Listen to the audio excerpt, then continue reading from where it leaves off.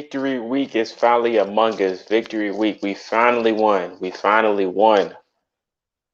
Oh my gosh. We won a game, y'all. We won a game. We beat the Miami Dolphins. Yes, the Jets are selling. What up, Indiana Sports Talk? Carson had the time and showed up. Whew. Yeah, Jets saying facts. W's in the chat. W's. The Jets selling big time. Man, what a game. What a freaking game. I can't believe we pulled it off. I can't believe we pulled it off, man. I can't believe we pulled it off. How y'all feeling today, man?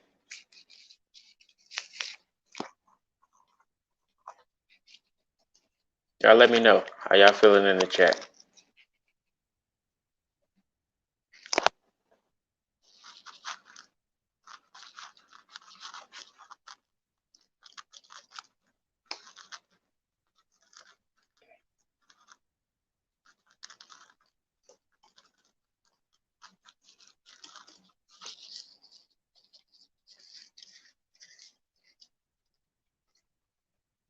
I think that was bad luck going through the preseason games. Nah, I wouldn't say that.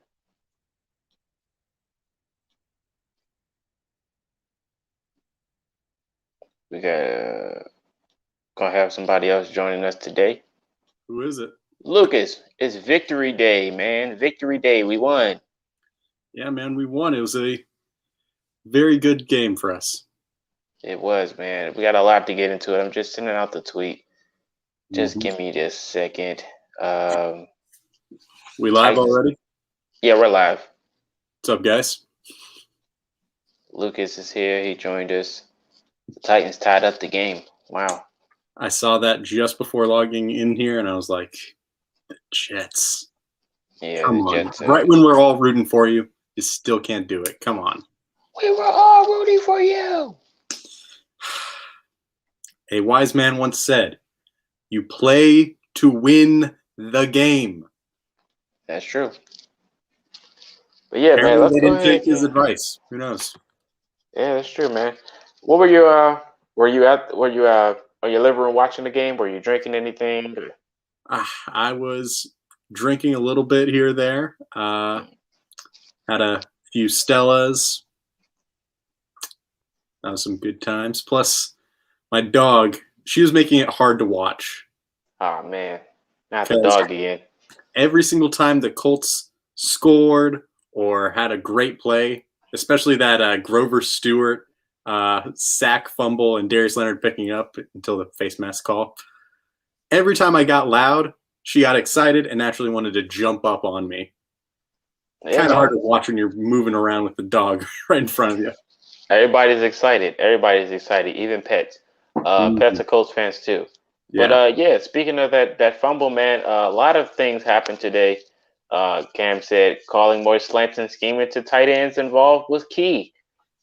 We agree on that, man. We're going to go ahead and hop into it, man. I'm going to pull up the stats of the game, but it was a very roller coaster event. But they figured it out at the end, so you know it is what it is. But they were stressing me out. I mean, but that's what the Colts do. So here are the stats here, as you guys can see it. Let me go ahead and get that comment off the screen, give you guys a better view. All right, here we go. Carson Wentz, 24 for 32, 228 yards, only got sacked twice. 2 touchdowns and no interceptions. For Jacoby, 20 for 30, 200 yards basically, 2 touchdowns and no interceptions, got sacked 3 times. The run game looked a little apparent today. Jonathan Taylor had 100 rushing yards and a touchdown. Thank God he's finally up there. For the receiving core for the Colts, Michael Pittman Jr. led us with 6 receptions. Molly Cox had 2 touchdowns. Definitely could have had 4 in my opinion, but hey, that's just me. For the fumble loss, we talked about that earlier. Special teams had a heck of a day. Darius Leonard, he led us in tackles along with Bobby Okereke, but the linebacker core still does look dismal, in my opinion, when it comes to that pass coverage. So let's go ahead and hop into the real stats. It's going to go to the team stats here. Go over here for first downs. The Colts had 20. The Dolphins had 13 for third downs. The down that I hate the most. We had 6. We were 6 for 15, and the Dolphins were 3 for 11. But yeah, we were 1 for 1 out of fourth down plays. Total yards 349. Could have had more than that, in my opinion. But yeah, no picks were thrown. Shockingly, there was a bunch of passes that could have been picked off, but the Colts just did not have any hands today. Jacoby Brissett did throw some wobbly passes, but let's go ahead and break down the offense, man. What did you think about the offense today, Lucas? Well, both offenses had a very, very big lack of deep ball action. The yards per attempt are not good for either team. For the Colts in particular, though, Carson Wentz looked pretty solid considering the pressure. He had a lot of blown pass blocking by Davenport in particular, but it did get him improve as the game went on, particularly when Matt Pryor went into the game at right tackle. But, that's neither here nor there. I don't know why they keep on subbing him in for Davenport and then just put Davenport back in later. But, it's Reich's call. I don't agree with it, though. But beyond that, the passing game, it looked good. There was a lot of emphasis on those quick timing routes, a lot of great yards after the catch opportunities, and wasn't crazy great. Like, we weren't exactly getting the deep ball going, but overall it was a solid and efficient game for Carson Wentz. Yeah, man, I agree. Wasn't the best for the offense, but it showed life. That's one thing the Colts offense haven't been doing. So definitely thankful for that. Let me go ahead and take this off the screen. Thank you. But yeah, so Carson Wentz, he's still struggling in my opinion. He's not the best quarterback out there, but I think he's been improving week by week. He's definitely took a step up this week throwing those deep balls like that pass to Zachary Pascal for 40 plus. Shocked everybody. And that's just one of the things that the Colts and Carson Wentz needs to do. That's what we do best. Look at the quarterbacks we had to pass, like a Jacoby Brissett that we've seen today. Play action. Play is definitely probably one of the biggest things we can do to get the offense going, especially if the run isn't there. And when we made that play action play to Zachary Pascal, it just opened everything up. And we just drove down the field. And then sooner or later, we see Marley Cox, monster defender. Well, I think that was Rowe. Just right from just babied him. He did the little animation. He's like, you're too small. But the offense, man, is just they're still trying to find this groove. But I'm glad that they kind of figured it out today, and I'm glad that you've seen some type of progression with Carson Wentz throwing the football down the field. It's a beautiful sight. Let's go ahead and hop into the comment section a little bit. Anthony said he don't know to rather get excited or not. Man, get excited, man. We won a game. Vaughn said, finally. I know, right? Let's be happy, guys. Come on. It's a win. Yeah, we got to be happy. We won a game, man. We can definitely be worse. I think we haven't been 0-4 since 2018 or 19 or something like that. The last time Coach Frank Reich was 0-4? Probably 2019, I believe. Yeah, I think it was 18 was the luck year, and we did win at least one game before. Yeah, and the last team to go 0-4 and make the playoffs was the 92 Chargers. I think I seen that tweet somewhere, I think yesterday. Yeah, the last team to go 0-3 and make the playoffs, though, that was the Houston Texans in 2018. Okay. It's possible in this division, at least. You ain't lying. Shout out to Rondo. He said, predicted JT. Oh, his burner account, Super Alien 86. Predicted JT to go for 120 in my preview, but I'll take the W. And Reich, remember that he has Big Mo Alley in the red zone. Hey, man, I'm definitely looking forward to that. We're going to need him next week, but we'll get into that later in the future. Anthony said, we played pretty well for the circumstances and penalties. We'll get into that, too. Why are they not using number 17 on the field? I wish I knew, Blue Nation. I do. I wish I knew. When O-line gets healthy and maybe gets T.Y. back, we should be looking even better. That's a huge question mark. Huge question mark. What up, Marshman? How you doing, man? He said, we needed this win, man. Honestly, I'll take it. That's what I'm saying. I thought the offense did great considering the injuries and the limited participants in practice. That is true, man. But, Ryan Kelly limping off at the end. Hopefully that's not a big injury. We'll hear more about that later on in the week, of course. But when you go into the game back to the offensive side, there was a few passes, like the touchdown to Michael Pittman Jr., it was the fake run on the goal line. I think that was like third down. He threw it at the back of the end zone wide open and just overthrew him. Hopefully they can Yeah, I did almost reveal your secret identity. But hopefully they can figure that out, the Carson Wentz to Michael Pittman Jr. connection, because he seems to find everyone else. Also, God bless Jack Doyle for making that great catch. It was a beautiful catch. Did you see that catch, Zach? I saw that catch. That Lucas? was phenomenal. And when we think of Jack Doyle and how he's been used traditionally, he's that possession guy. He's the short yardage, but he's going to get you that first down every single time. Reliable hands. You don't expect him to be a vertical kind of deep ball tight end at all. He doesn't have that deep speed, and you didn't see much separation, but he still just got up and got it. And, gotta love the local guy getting up there and making a big play, even after Mo Cox got those 2 touchdowns. He showed that he still had it despite being a little banged up to start the game. Yeah, man, I agree.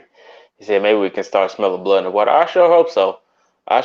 Because, man, we get to watch us on TV next week, Monday Night Football. Definitely looking forward to that. And I'm live streaming as well, even though everybody's going to be watching. But, hey, it is what it is. But, yeah, that catch, I mean, the fact that Carson's just realizing, and Coach Frank Reich himself, that we have tight ends that are very reliable, that can just go out there and get the football. Even Kyler Granty, he got his first reception in the NFL today, and that was a good sight to see. Hopefully they start using him more, but the tight ends are probably going to be key for us to move the chains down the field as on the offense. I mean, the run game's not going to be there every week. I mean, look, Jonathan Taylor looked good in this game, but it's probably not going to be like that every week. But another thing I noticed with the run game for the offense is that we can get a lot of more yards if we do more counter plays or outside tosses. I think we force the inside run a little bit too much, especially even though we know we got good run blockers as an offensive line, and that's what they do. But I think the counter plays and the outside tosses are probably better for our run game than just running it inside the middle, everything. What do you think about that? Absolutely. I agree 100%. We have some really, really strong outside blockers, starting up with those tight ends.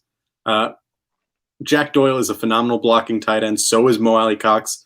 Granson is developing there at least, but he doesn't come in always for like the run plays. You got Zach Pascal, who is a very good run blocking wide receiver. So you got some guys who are really good at sealing that edge, as well as, when healthy, Quentin Nelson is a phenomenal pulling guard. You also got Glowinski is a really solid guard in space, and I was really impressed by Chris Reed as well. So there's a lot of options in that case. The only problem is our weakness right now is our tackles. And Eric Fisher has not looked great coming off of his Achilles injury. And Davenport, the less said about him, the better. But we have to talk about him because he's a starter for the last 3 games. At this point, just put in Pryor, please. Like, the only thing I've seen Davenport be able to block in a game on the field is sunshine. That's it. It's a lot of sun out there in Miami too. Mm-hmm. All to the defense. The defense is so wishy-washy, man. At least we got to see Kamoko Toure snap off the screen with 2 sacks. Oh, that was a beautiful sight. A healthy Toure. Like I said, he could be a problem, man, especially when we got those guys coming back from injury. I think Toure would definitely get the nod and probably get more reps. Tyquan Lewis, he popped off the screen today. Boy, that tackle, when he literally threw him like 5 yards back. That was a big hit. But we still haven't really seen DeForest Buckner make that impact like he did last year. I think it's due to everyone else not really being healthy. We don't have a full defensive line for him to bring that pressure like he usually does. He's still doing his thing out there on the run stopping, but when it comes to him actually like having that presence out there, presence felt, it's still not really there due to the health of the defensive line, in my opinion. What do you think? How do you think the defensive line played today? The defensive line absolutely was a menace in terms of pass rushing, especially, as you said, Kamoko Toure. Tyquan Lewis had a few really, really strong plays.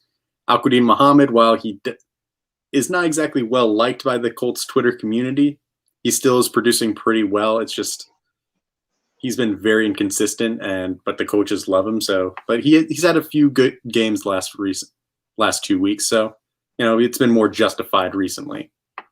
Beyond that, also the defensive line, Grover Stewart has been very, very strong. DeForest Buckner, though, like you said, hasn't quite gotten those big sacks or a whole lot of pressures so far. The big key on that one is, one, offensive lines are keying up on him, trying to stop him, and you're seeing a lot of double teams on him. And I've also seen a lot of uncalled holds on him so far that refs are just not calling on him. And especially in the first drive of this game, there was a big hold on DeForest Buckner, and refs aren't seeing it. So I don't know. We'll see if he can regain some of that mojo that he has, but I'm confident in him. He's definitely been opening up opportunities for others. Yeah, I agree. Absolutely, man. On off to the defensive line. Let's go ahead and talk about this coverage. Oh, boy.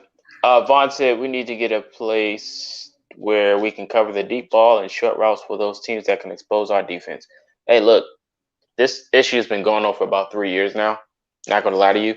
But this coverage is still broken. It's still broken. I feel like we're trying to get these guys to do a little bit too much, even though it might not seem like that for other teams because they're probably already locked in on these coverages. But you're trying to add this into Darius Leonard's game. I mean, I think he was newly adapted to it last year, and now this year he's got to take an even bigger role with Anthony Walker not being there. And Bobby Okereke, he's just lost almost every time. And then it just leads up to the same issue.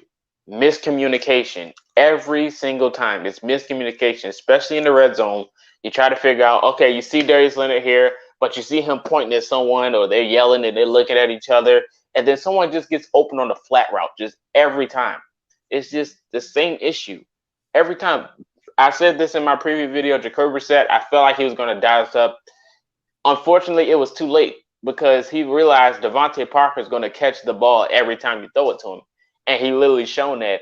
And Xavier Rhodes didn't help the case with all those flags on that drive, literally edging them towards the end zone. It was just Xavier Rhodes is still struggling, in my opinion. He's not had a good year. It's just been unfortunate events for the Colts. Let me get your thoughts about this coverage for the defense, man. Well, the coverage also has been a very big issue, like you said. It's been going on for several years. We used to go a lot more into the cover 2 scheme, shifted a little bit more to cover 3 last year. Now we're doing a little bit of mix of both. And overall, the problem with our zone is that we are not being very reactive. We're not having a whole lot of communication right now. That's the biggest thing that I think the Colts are missing right now with Anthony Walker leaving. He wasn't great in coverage, but he was great at getting everyone lined up exactly where they need to be. Very little communication issues. He was the team captain. He was the one with the headset in his helmet. And now that duty is on Darius Leonard. And I think it's not exactly the role that he's supposed to be in. Darius Leonard is a more reactive, give him a simple assignment, and he's going to go out and get it, you know? But if you ask him to be in charge of this mental aspect of the team so far, it seems like it makes him be a little bit more hesitant, and he doesn't quite live up to the same level in terms of what Anthony Walker provided in that role. So on top of that and his injury, you're seeing a lot slower Darius Leonard this season, which is not good for this Colts defense. Yeah, man, I agree.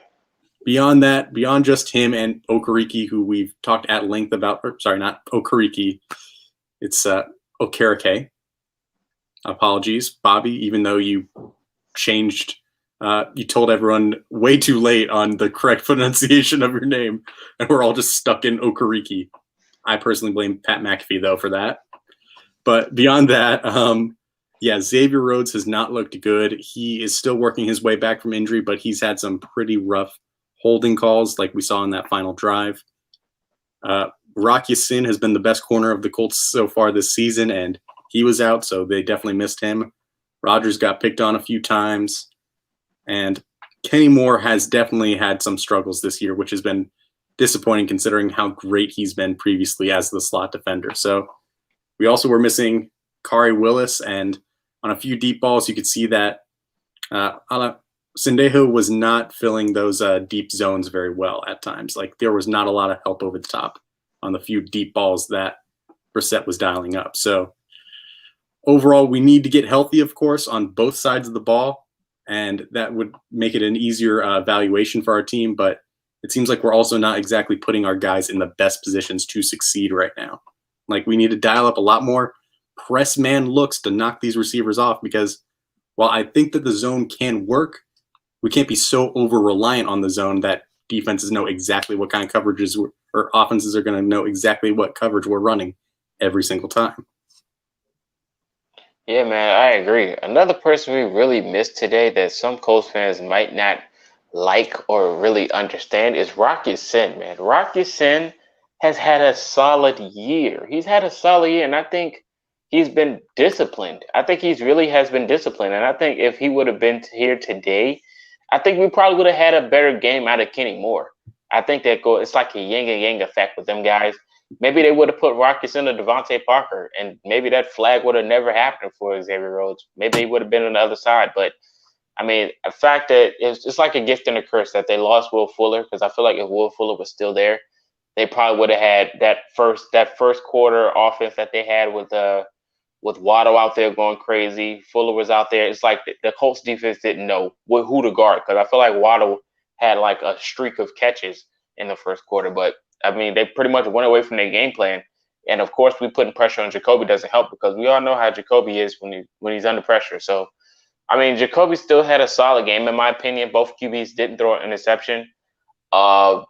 I kind of wish we did have an interception, but that fumble turnover was just in time when I was asking for a turnover. But I feel like this Colts defense could have had a way better game today than what they was supposed to have, in my opinion.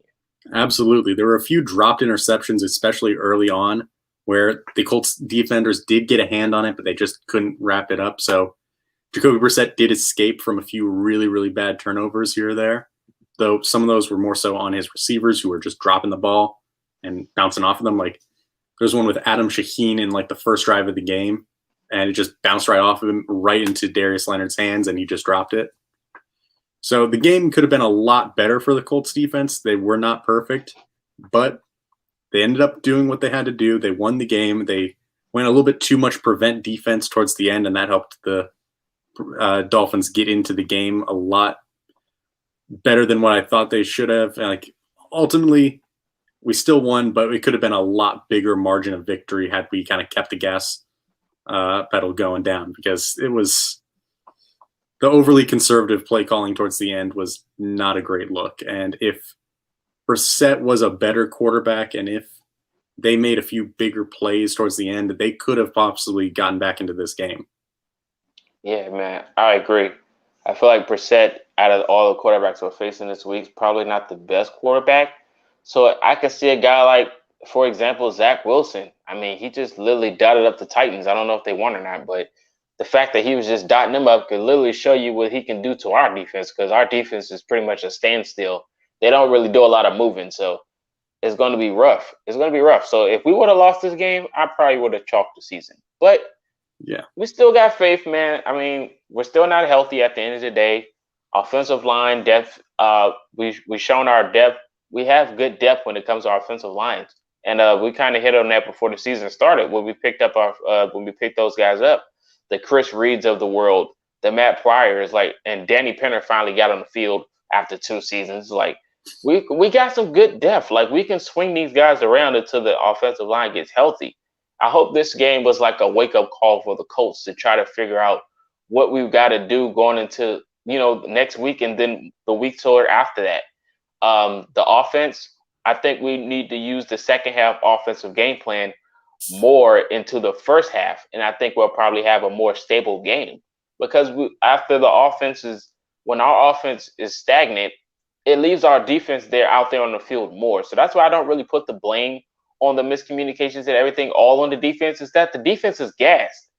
The defense usually gets gassed a lot because the offense isn't creating anything. So it's like I said, it's a yin and yang effect. If you got it with the Colts, it's either you want a good defense or a good offense, because you can't have both. That's just how I realized being the Colts fans. That's just what it is. You can't have a perfect team or a perfect balanced team. It's unfortunate, but that's just how it is. I mean, you're right. This has been a very inconsistent team so far. A lot of it has been due to injuries. I think that the Colts have a really strong interior offensive line depth, like you were mentioning, but offensive tackle depth is to be determined on that one. I mean, Davenport has not looked great at all, and The refusal to play Pryor has been baffling at times last 2 weeks.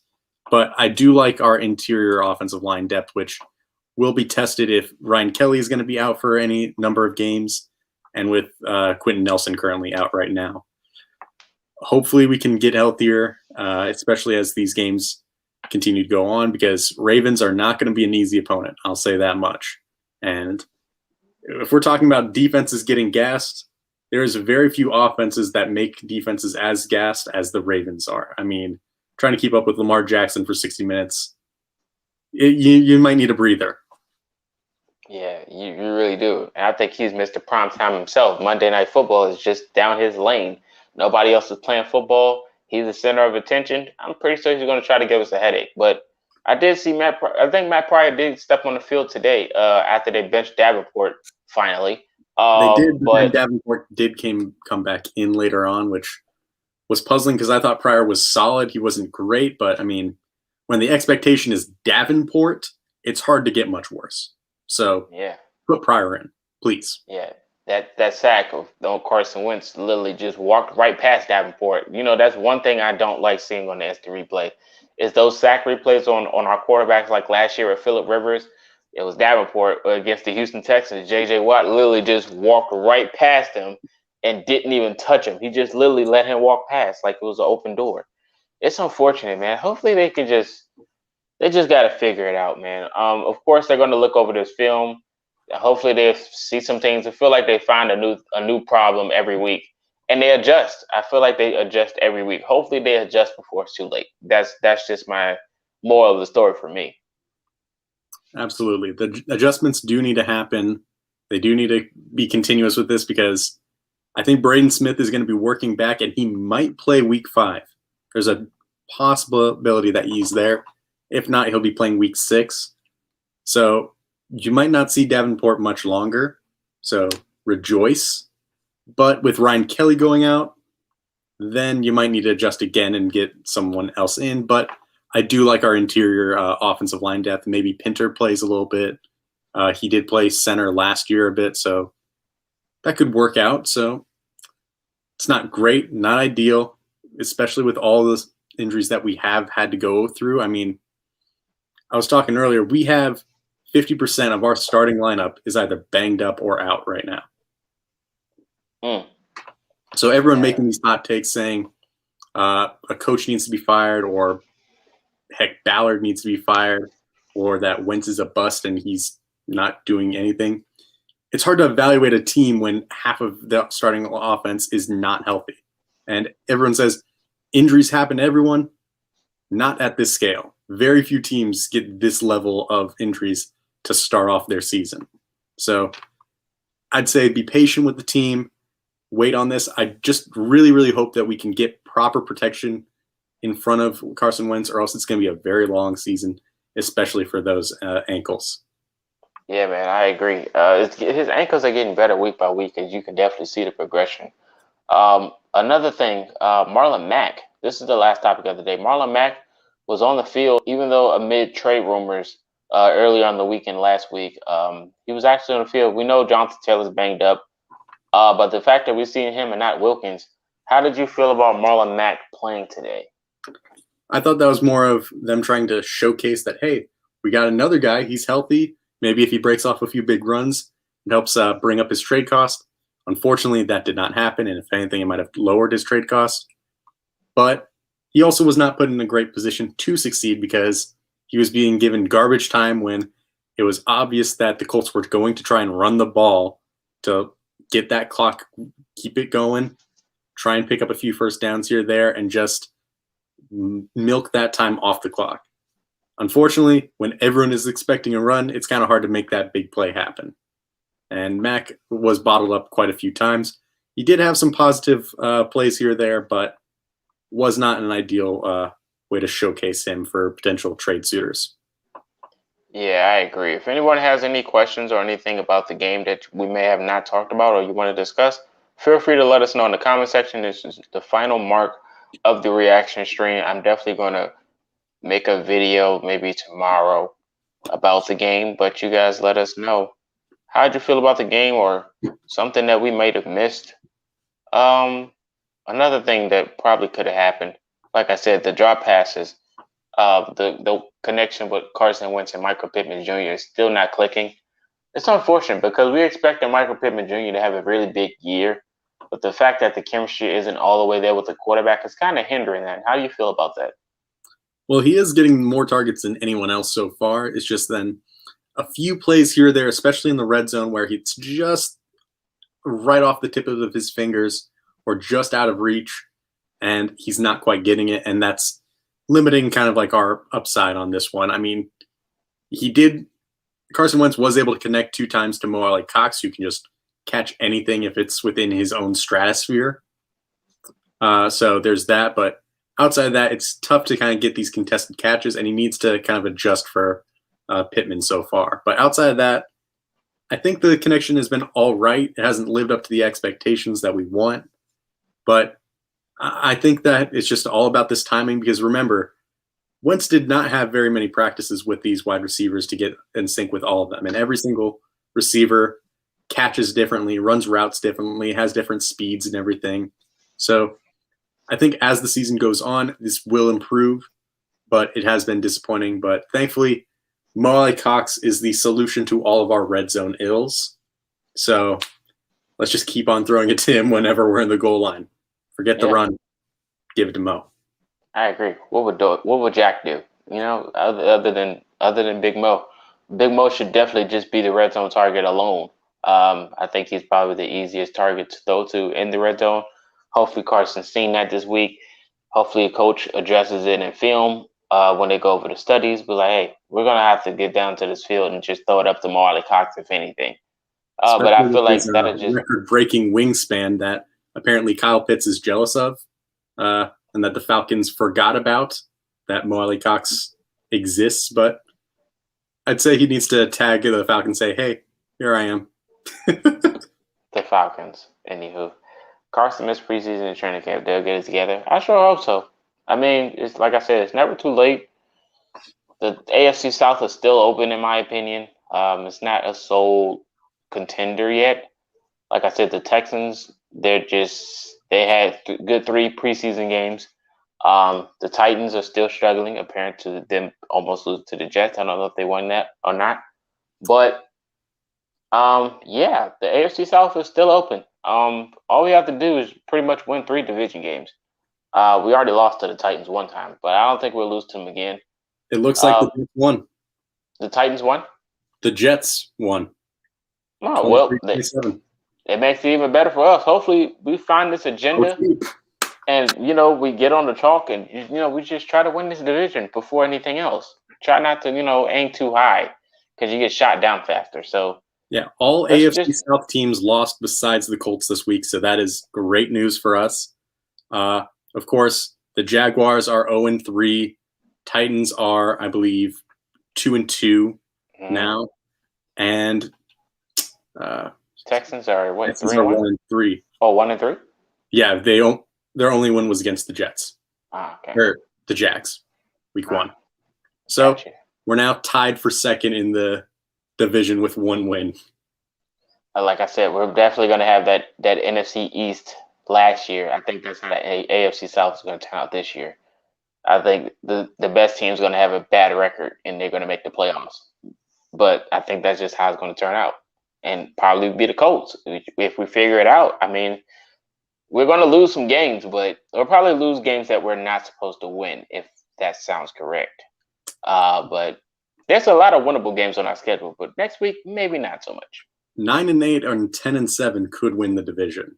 Yeah. And I know it's 500 is impossible unless you get a tie, but maybe even 8-9 could win it. Who knows? Titans are, of course, the big X factor in this because they are the winners so far. They have the head-to-head tiebreaker right now, and they are the one that is at 2-2. So we'll see. We need to beat them week 8. I mean, if we don't beat them week 8, then the margin of victory to win this division is pretty minimal. But outside of that, this division will give us a chance, even if we're not at our best. Even if we don't want to win the division, because apparently we almost definitely didn't want to win today. We tried to get the Dolphins so many chances to win this game, but we found out that the Dolphins did not want to win. So, I mean, thank God Tua didn't play. Do you think Tua would have had a better impact? I don't think he would have, but do you think he would have gave them a better chance of winning besides Jacoby Brissett? Tua would have been more dynamic on the ground, but he is a little bit more of a turnover kind of prone quarterback to Brissett. Neither of them are full-on turnover prone, but Tua gives a few more 50-50 balls than Brissett does. Brissett, I feel, is the better quarterback at this point in terms of his throwing and his trust in receivers and getting the timing down, especially on the short routes. But Tua can beat you deep. And I think Tua would have been a bigger mismatch for us than Brissett. Brissett we can kind of predict. Tua would have been more of a wild card. It could have swung in either direction at that point. Yeah, I agree. But we're going to go ahead and wrap it up here. Appreciate everybody for tuning in. Like I said, I'm going to have more videos away talking about this game. But I appreciate you guys for dropping in. I mean, it's victory week, so you guys can go ahead, relax, get you a drink, enjoy this week because you don't have to worry about, nobody being on the hot seat of being fired or anything because the Colts won. So this is a break. We could sit back and relax, worry about other teams losing. I mean, the only thing we have to worry about is health. The Colts getting healthy. That's the only thing we really have to worry about. But like I said, you guys can continue to comment. I will see them in the comment section after I end the stream. But appreciate all you guys' support. Lucas, where can they find you? Well, they can find me on Twitter at RobinsLucas, spelled the same way as it appears right here, just reversed. You can also find me as the lead writer for thebluestable.com. So head on over there to see our wonderful content that not only myself is creating, but also Marcus over here. Indeed. There's the link. If you guys want to check him out, feel free to look at his Twitter. But I appreciate you guys for tuning in. This is Marcus. This is Lucas. And until next time, Colts win. Go Colts. You've been Culture Shock.